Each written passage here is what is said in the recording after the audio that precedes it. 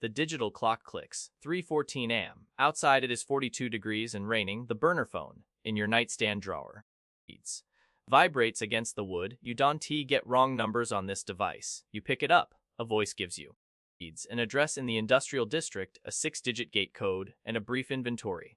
2 bodies, 120 pounds of contaminated material. Needs to be sterile. By 600 am, you have exactly 22 minutes to arrive before the local patrol shift change. You pull your boots on. In the dark, level 1, the call. You punch in the 6-digit code. The iron gate slides back. You park your van in the blind spot, between the commercial dumpster and the east brick wall. 3rd floor, apartment 3B, the door is unlocked. You step inside and engage the deadbolt behind you. The smell hits you first, copper and cordate. A metallic tang, sitting heavy in the warm air. The thermostat on the wall reads 72 degrees. That is a mistake. Heat accelerates coagulation. You walk over and drop it down to 55. Cold buys you time. Cold slows down the clock. You turn your attention to the living room. 2 bodies. One face down on the wool area rug, the other slumped against the baseboard near the television. The guy who did this was rushing. Messy. Probably running on pure adrenaline. A hitman creates chaos. He pulls a trigger and runs away from the noise. You do not get that luxury. You are the one who has to solve the physical equation he left behind. You walk the perimeter of the room. You do not touch anything. Yet, you just observe. You look at the blood spatter on the wall. Above the second body, high-velocity impact, arterial spray. It arcs across the white paint in a distinct, violent pattern. Hardwood floors are easy. Blood just sits on the polyurethane surface. But drywall is porous. It breathes. It drinks whatever liquid touches it. You trace the arc with your eyes. You are going to have to cut out a section of that wall, 3 feet by 4, down to the wooden studs. You kneel down and check the primary pool on the rug. The edges are just starting to dry and flake, 30, maybe 35 minutes old. You still have a small window before it seeps completely through the foam padding and into the porous subfloor beneath. If it hits the subfloor, the job takes twice as long. You calculate the volume. The average human body holds about 5 liters of blood. You are looking at a massive displacement. An amateur walks into a room like this and panics. An amateur sees dead bodies. You see 8 hours of mechanical labor and 14 liters of biological fluid that need neutralizing. There is no room for error, no room for disgust. Every microscopic drop of organic material has to be broken down, sterilized, and erased from existence. If local detectives hit this room with luminol tomorrow morning, it needs to show up completely blank. You set your heavy canvas duffel bag on the glass coffee table. You unzip it. Level 2, the assessment. You pull the heavy plastic sheeting from the duffel bag. 6 mm thickness, construction grade. You lay it out in the center of the room. You start with the bodies. You do not look at their faces. Faces make them people. Right now, they are just biological hazards. You roll the first one onto the plastic. You fold the edges over tightly. You seal the seams with thick black electrical tape. Wrap it twice, no leaks, no air. You do the exact same for the second. Your breathing is already heavy. The thermostat says 55, but you are sweating inside the protective suit. The digital clock on the cable box glows. 4:10 am time is evaporating.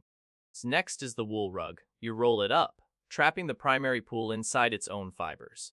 You wrap the heavy cylinder in plastic and tape the ends. Now, you look at the exposed floor. The blood seeped through the rug backing.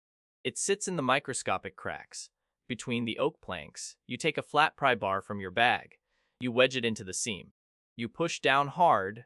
The wood groans and snaps. It sounds like a gunshot in the dead silence of the apartment building. You freeze. You hold your breath. You wait for a fist pounding on the ceiling from the downstairs neighbor. 10 seconds pass. Nothing. You pry up 3 boards. You check the subfloor. Clean. You got lucky. The wall is next. You pull a cordless oscillating saw from the bag. It is quieter than a circular saw, but noise is still your biggest enemy right now. You measure a 3 by 4 foot rectangle around the arterial spray. You turn the saw on. The high-pitched whine fills the room. You work fast, pressing the blade through the drywall, avoiding the wooden studs. You pull the contaminated square loose. In one piece, you bag it. Now comes the chemistry. You put on a heavy respirator mask and double layer your nitrile gloves. You take out a pressurized spray bottle, filled with 30% hydrogen peroxide. Household peroxide is 3%. This industrial grade will burn through your skin in seconds. You spray it aggressively over the exposed wall studs, the jagged edges of the floorboards, and every surface the blood touched. The liquid immediately begins to foam, a violent, visible chemical reaction. It hisses in the quiet room. It bubbles bright white. As it violently oxidizes the iron trapped in the hemoglobin, you stand back and let it eat. Then you apply the specialized enzyme cleaner, a proprietary blend. It breaks down the remaining protein chains at a cellular level. You scrub the area with a stiff wire brush. Your shoulders burn, your lower back screams. The physical labor is relentless. But you do not stop. You cannot stop. It is a routine, a cold, mechanical routine that keeps the paralyzing panic at bay. You wipe everything down twice with industrial bleach. You turn off the overhead lights. The apartment goes pitch black. You pull a handheld of flashlight from your pocket. You click it on. The harsh purple beam cuts through the darkness, sweeping across the floor. Nothing. You sweep it inside the exposed wall cavity. Nothing. If there was even a microscopic drop of blood left, it would glow a brilliant, undeniable white under the ultraviolet light. But the room remains stubbornly dark. The physical equation is solved. You check the clock. 5:15 a.m. You are running out of time.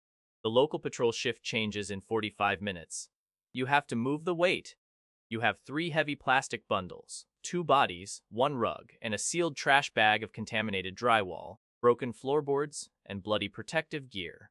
You strip off your outer layer of Tyvek and pack it in. The service elevator is at the far end of the hall. It has a dome camera. But the lens was coated in a thin layer of clear petroleum jelly yesterday afternoon. Just enough to blur facial recognition and obscure the exact shape of your cargo, but not enough to trigger a maintenance ticket. You load a heavy-duty moving dolly. First trip. Second trip. You take them down to the loading dock. You park the dolly in the narrow gap between the commercial dumpster and the brick wall. The dead angle. The camera on the loading dock sweeps past, missing you by 3 feet. You check your watch. You wait in the damp shadows. At exactly 5:30 am, the city sanitation truck turns down the alley. The hydraulic brakes hiss loudly as the automated steel arm lifts the dumpster into the air. The driver's line of sight in his side mirror is completely blocked by the massive steel bin. You have an 11-second window. You drag the heavy bundles into the back of your cargo van. The heavy doors latch shut. Just as the dumpster slams back down onto the concrete, you start the engine.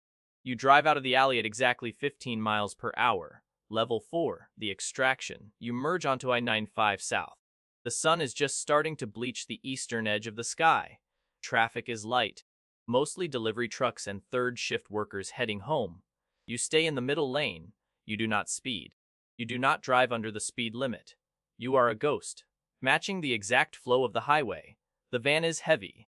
The suspension rides noticeably lower. You calculate the braking distance in your head. 50 additional feet if you need to stop suddenly. You keep a 4-second following distance. A highway patrol cruiser merges 2 car lengths ahead of you. Your heart kicks against your ribs. You don't take your foot off the gas. You don't hit the brakes. Any sudden change in momentum is a signal. Cops look for anomalies. You let the gap widen naturally. It's keeping your hands at 10 and 2. He takes the next exit. You keep breathing. 65 miles per hour. 40 minutes later, you pull off the interstate into an industrial suburb. Chain link fences topped with razor wire. Rusting shipping containers stacked 3 high.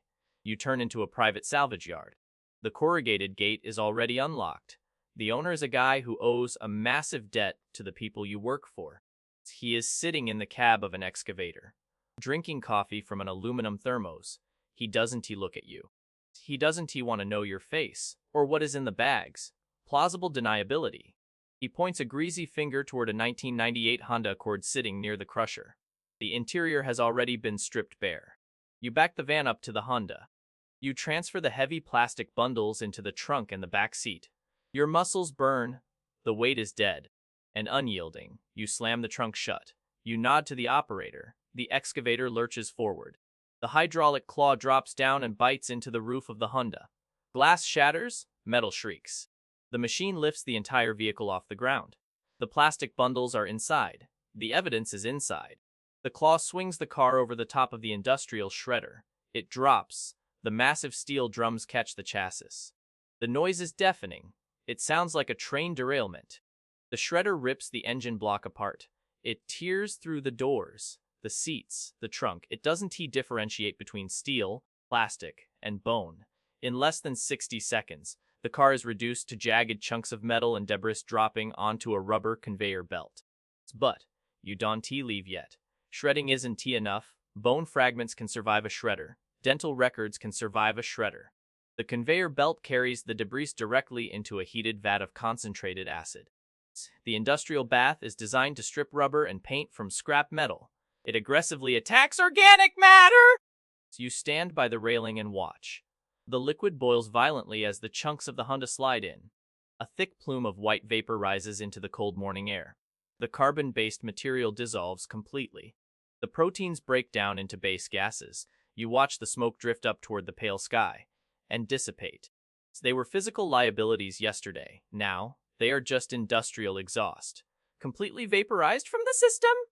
You pull out of the salvage yard. The dashboard clock reads 6:14 am. The sun is fully up now. The hardest part is over.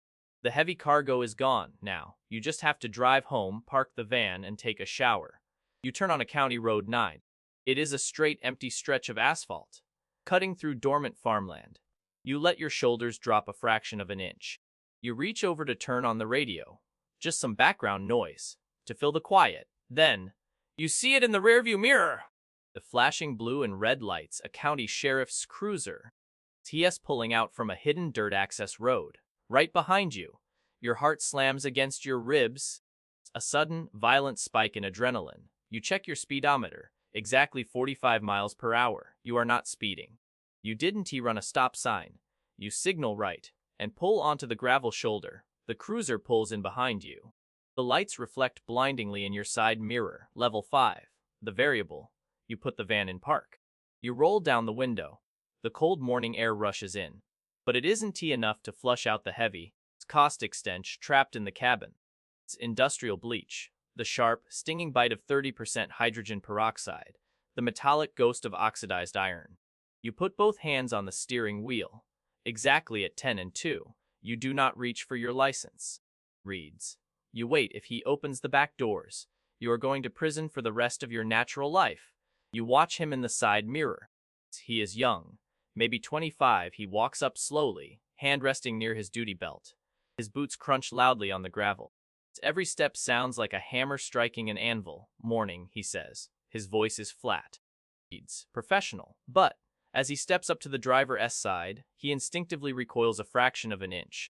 Reads. His eyes narrow. He takes a shallow breath, his nose wrinkling at the invisible wall of chemical fumes. Reads. Rolling out of the window. Good morning, officer. Your voice is steady. You have practiced this tone. Reads. It is the tone of a dead, tired contractor heading home from an awful job. Reason I stopped you. Your left taillight is out, he says, but his focus is already shifting. He leans in slightly, shining his flashlight past you. Reads. Into the back of the van. The beam hits the heavy canvas duffel bag. It is zipped shut, but the sides are visibly stained with dark, wet chemicals. Jesus, the cop mutters, his hand subtly shifting closer to his radio. What is that smell? This is the razor's edge. A $5 broken taillight just became a probable cause search. You don't flinch. You don't hesitate. You lean into the persona. Black mold remediation, you say, letting out a heavy, exhausted sigh. Just spent 8 straight hours bleaching a flooded commercial basement out on Route 4. Sorry about the fumes. It's baked into my clothes. I can't even smell it anymore. You look him dead in the eye. You let him see the wariness of a man doing a miserable, toxic, underpaid job. You offer him a completely logical, mundane explanation for the industrial bleach. The ungodly hour and the stained equipment. He studies your face. He looks back at the canvas bag. The mental math clicks in his head. The explanation fits the physical evidence perfectly. License and registration, please. You move slowly. You open the glove box. You hand him the paperwork. The name on the license is an alias, but the documentation is flawless. He shines his flashlight over it. He shines it into your eyes. You don't blink. You keep your breathing perfectly even. 4 seconds in. 4 seconds out. Get that light fixed, all right? He hands the cards back, taking a subtle step backward. Eager to get away from the chemical cloud. Have a safe morning. Will do. Thanks, officer. He turns and walks back to his cruiser. You don't exhale until he is back inside his vehicle and the flashing lights turn off. You start the van. You pull back onto the road. You check the mirror. He turns in the opposite direction. You survived, but your hands are shaking so hard you have to grip the wheel until your knuckles turn white. The greatest threat wasn't the police. It was the possibility of your own panic betraying you. You park the van in your designated spot. You walk up the 3 flights of stairs to your apartment. The deadbolt slides shut behind you. The silence of your own living room is suddenly deafening. Level 6. The weight. You strip off your clothes. You leave them in a pile by the front door. You walk into the bathroom and turn the shower on. Scalding hot. You step under the spray. You grab a stiff nylon brush and the industrial antibacterial soap. You scrub your hands. You scrub the cuticles around your fingernails. You press the stiff bristles into your palms until the skin turns an angry, inflamed red, until the top layer begins to peel away. The water running down the drain is perfectly clear. There is no physical evidence left on you. You understand the chemistry. You know the biology is gone, but you can still smell it. That heavy, sickening metallic tang of copper and cordite. It isn't on your skin. It is permanently soaked into the architecture of your mind. This is the actual cost of the profession. The real hazard isn't the highway patrol or the syndicate. The hazard is the slow, methodical erasure of your own humanity. You spend your nights turning human beings into vapor, and every time you do, a little piece of you evaporates with them. You dry off. You walk into your bedroom.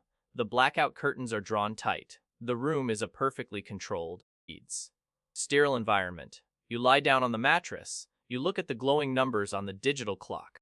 It clicks. 3:14 a.m. Exactly 24 hours since the burner phone vibrated. A perfect circle. You close your eyes. The apartment is completely silent, but you don't sleep. You don't sleep for a long time.